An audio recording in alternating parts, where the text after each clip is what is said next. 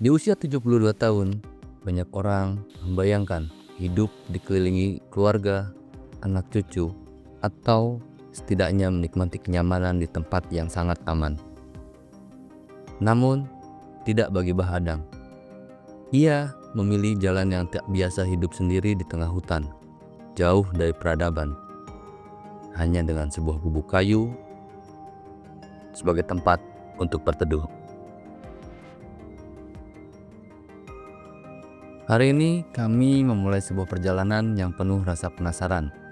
Dari cerita warga sekitar, kami dengar ada seorang pria berusia 72 tahun yang tinggal sendirian di tengah hutan, tanpa bantuan siapapun. Kehidupan seperti ini terdengar hampir mustahil di zaman sekarang. Tapi justru karena itulah kami memutuskan untuk mencari tahu lebih jauh.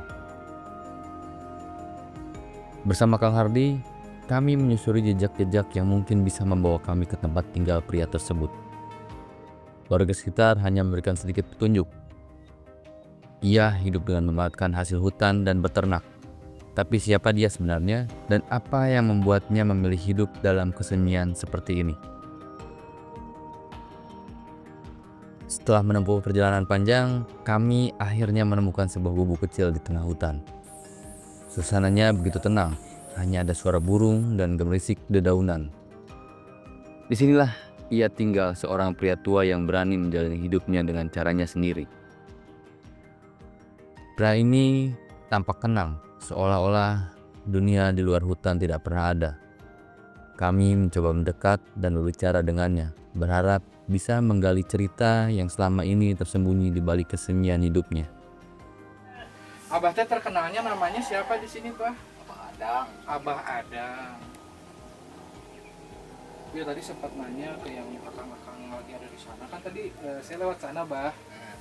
Terus saya lihat kan, ada rumah satu-satu. Ia menceritakan bagaimana ia mulai tinggal di sini bertahun-tahun lalu. Ketika hidup di kota sudah tidak lagi memberikannya kebahagiaan, dengan kesederhanaan ia menemukan ketenangan yang sulit dijelaskan dengan kata-kata. Hidupnya memang sederhana, tapi penuh dengan pelajaran. Dari seorang pria ini, kami belajar tentang keberanian untuk memilih jalan hidup yang berbeda, tentang bagaimana alam bisa menjadi sahabat sejati dan bagaimana kebahagiaan seringkali ditemukan dalam kesunyian. Perjalanan ini bukan hanya tentang menemukan seseorang di tengah hutan, tapi juga tentang menemukan sudut pandang baru tentang kehidupan. Di balik kesendirian pria ini ada sebuah pesan bahwa hidup tak selalu harus mengikuti arus, selama kita tahu apa yang benar-benar membuat kita bahagia. Abah Adang. Abah Adang, umur 72. 72, 72 ya. sendiri di sini. Sendiri. Istri sudah meninggal, Meninggal baru 100 hari. sedangkan di sini sudah 15 tahun. 15 tahun. Terus sempat ada ini nggak, binatang-binatang buas masuk ke sini? Tidak ada. Nggak ada. Tidak ada. Kalau ini kan dekat Sesar Lembang, Pak. Di atas aja, Bah. Tah pas kemarin gempa, Bukan memang. teu kumaha. Alhamdulillah berarti. Ada perubahan di bumi. Tidak ada. Cuma kayak kalau di sini dibilang di sini mah ada lini. Heeh. Yang lini sebentar. Terus berarti kehidupan sehari-hari menyalira sendiri ya, Pak? Sendiri aja. Di pemerintah nggak ada sama sekali bantuan gitu. Itu aja saya bisa. Ya kalau yang itu mah tak ada yang orang tidak mampu gitu. Tak ada. Sok aya, ke Abah ya. Abang mah kan hidupnya bukan mau ingin dikasih, kalau bisa mah ingin ngasih orang lain. Nah, bener. Nggak mau dikasih, kalau bisa mah ingin ngasih ke orang lain ya abang mah gitu. Bener Bah, kadang itunya. Berarti mah kehidupan sehari-harinya iya ya berarti. Nah, ambil itu makanan kambing. Terus kuat Iya iya ini nyangku kan. pakai motor eta berarti nya anu ngarit mah. Pakai motor ya dipikul. Kalau Ai di bawah mah dipikul aja. ngambil kayu Ambil kayu dipikul. sendiri berarti. Iya. Kayunya kan Oh. dipotongin tuh udah dipikul. Pilihan ini mengundang banyak pandangan. Ada yang menanggapinya inspiratif, simbol keberanian seorang manusia yang ingin menyatu dengan alam, menyendiri di usia senja dengan segala risiko yang ada, seperti binatang buas, cuaca ekstrim, dan tak adanya bantuan darurat jika sesuatu hal terjadi.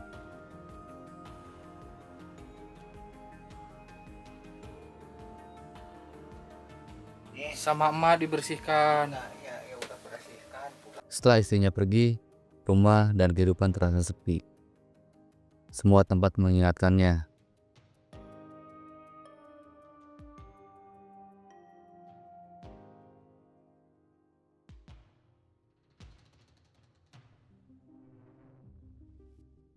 Yang beli cuma asbes aja yang beli masih mau pakai. Yang beli cuma asbes aja. Tahun yang lalu itu ngambil dari hutan semua. Jadi, Abah memutuskan untuk tinggal di sini di tengah hutan, jauh dari semua kenangan yang terlalu berat untuk ditanggung.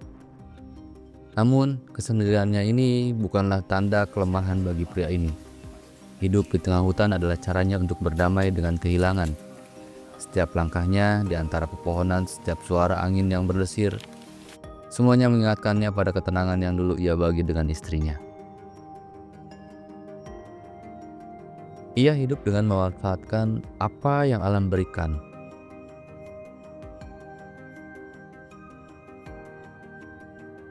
Memetik dan menanam sayuran dan memelihara ternak-ternak kecil sebagai sumber makanan dan bertahan hidup.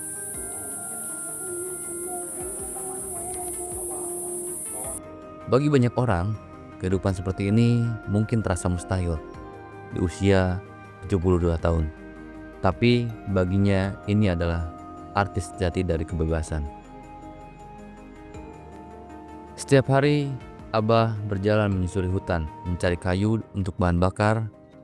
Hutan adalah rumahnya, teman sekaligus sumber kehidupannya. Di sini, ia menemukan kedamaian yang tak bisa ditemukan di kota besar. Namun, hidup di sini tidaklah mudah. Ia harus bertahan dari dinginnya malam, binatang liar, dan kesunyian yang terkadang menghantui. Tapi baginya semua itu hanyalah bagian kecil dari harga yang harus dibayar untuk kebebasan yang ia nikmati. Di tengah keterasingan ini, ia menemukan kebahagiaan dalam hal kecil. Udara segar setiap pagi, suara burung yang berkicau, dan hasil panen dari kebunnya yang kecil. Ini bukan tentang melawan arus zaman, bukan pula tentang menghindari teknologi. Ini adalah pilihan hidup, sebuah pelajaran tentang bagaimana kita bisa hidup dengan lebih sederhana, lebih menghargai apa yang kita miliki, dan lebih dekat dengan alam.